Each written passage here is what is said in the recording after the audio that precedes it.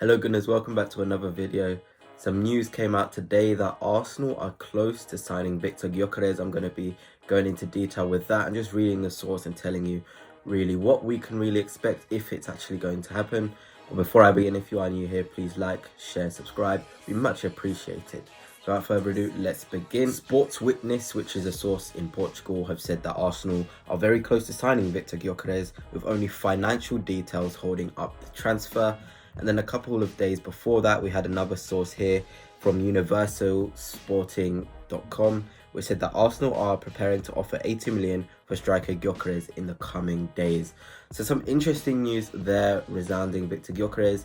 He's a talented striker for sure. I'm not really gonna believe these sources. I don't find them that reliable. I tend to wait for people like Fabrizio Romano, David Ornstein before I can get excited. But what I can say is Victor GYOKERES is a top player. He was one of the top goals and assists combined players in the whole of Europe last season. He had the most goal contributions, and that is just a testament to how good he is. He's pretty much an all-round striker. He can run in behind, hold the ball up. His ball striking is probably my favourite attribute, to be honest. He can really strike a ball from any angle, and it's impressive the sort of how he gets on his shots and the direction too.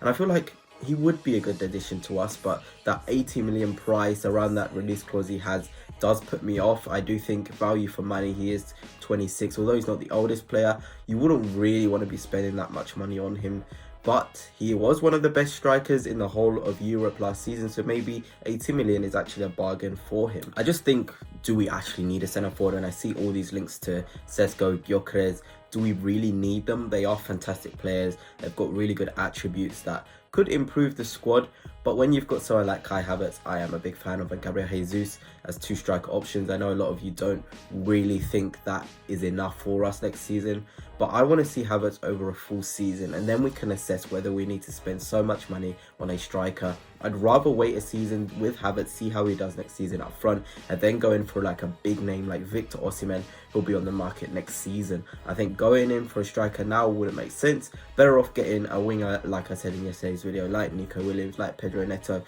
where you can have them as a backup to Saka, but then also somebody who can play off the left. But of course, let me know what you think. Do you think Victor GYOKERES is the sort of striker we need? I know I've done plenty of videos on him in the past, saying how good of a player he is, and that maybe Arteta can even take him to that next level, because I really do like his tight control. His technical ability is so high. He is a bit like Harry Kane in the sense he can drop deep and play some brilliant passes across the pitch as well. I think that's one of his most underrated attributes. He can create, he can score goals, he's got that pace in behind. But then again, doesn't Havertz have most of those attributes too? Don't you want to have two separate striker profiles to make things interesting? But, you know, that's all up to debate. I'm just saying my opinion. Do you agree or not? But for me, with that 80 million fee, I go back to it. I don't think he would be worth it. Brilliant striker for sure. But for that sort of money, I do really think we should wait a bit. Maybe next season to then spend it on a striker like Victor Osimhen. I think I will just go into the stats of Victor GYOKERES from last season. He played 33 games in Liga Portugal, 29 goals and 10 assists. That is absolutely incredible. 39 goals and assists combined in 33 games. He's averaging over a goal or assist per game. And that just shows the sort of quality he has. He came from the Championship, Coventry. He was available for such a cheap price, 25 million. The likes of West Ham were interested. I'm surprised a bigger club didn't see how good he was in the Championship to then spend a smaller fee rather than spending a lot of money on him now, because inflation is very, very much affecting teams in terms of when they want to go in for players. Teams do really want to put the price so high up, but maybe Sporting are right to do that, because those sort of numbers is absolutely incredible. That is no fluke at all. Even at Coventry, when you look at his stats, it was absolutely incredible. I'm looking at it here. He had got last season in Coventry 49 matches, 21 goals and 12 assists. So there's that consistency with him. He isn't just having one-off season. He's having multiple seasons where he's playing really well. And that's what you want to look for as a club.